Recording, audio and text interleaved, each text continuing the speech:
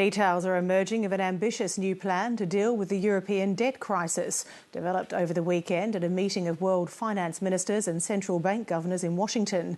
The expectation is that it will involve a major write-down of Greece's massive government debt and an increase in the size of the Eurozone bailout fund to €2 billion or $3 trillion. To discuss the latest, I'm joined now by Europe correspondent Philip Williams. Well, Phil, to start with, how have European markets reacted to this latest plan?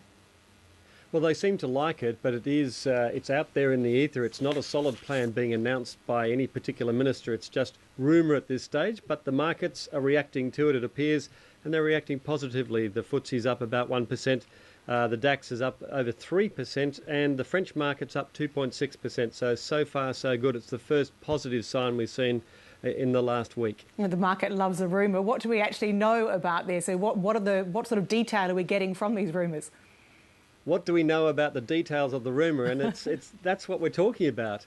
It's speculated that the Greeks would have to pay back only 50% of their debt. In effect, a partial default. Added to that would be a ring fence, a ring of financial steel, they would hope, a kind of shock and awe effect of $2 trillion, perhaps even more, being poured into this stability fund to basically tackle any other problem economies, particularly Italy. That's what they're really worried about, Italy and Spain. And whether this will work or not, we simply don't know. Whether it will be adopted or not, we don't know, but the rumours are running hot at the moment. And indeed, that is key, isn't it, what this will mean or potentially mean for those other high-risk countries with far bigger balance sheets and bigger debt problems.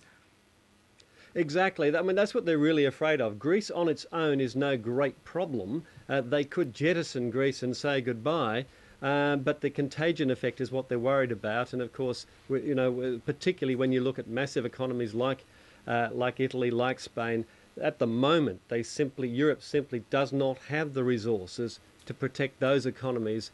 And the flow-on effect, if they went under in a Greek-style sort of collapse, would be absolutely calamitous. Not just for Europe, but for the whole world. Now, what are the early indications like about what the Greeks are likely to think of this plan?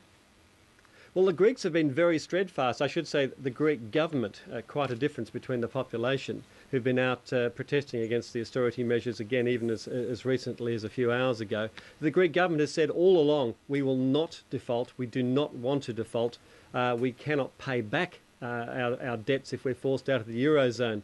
Under this plan, they would actually stay in the Eurozone, but with a partial and managed default.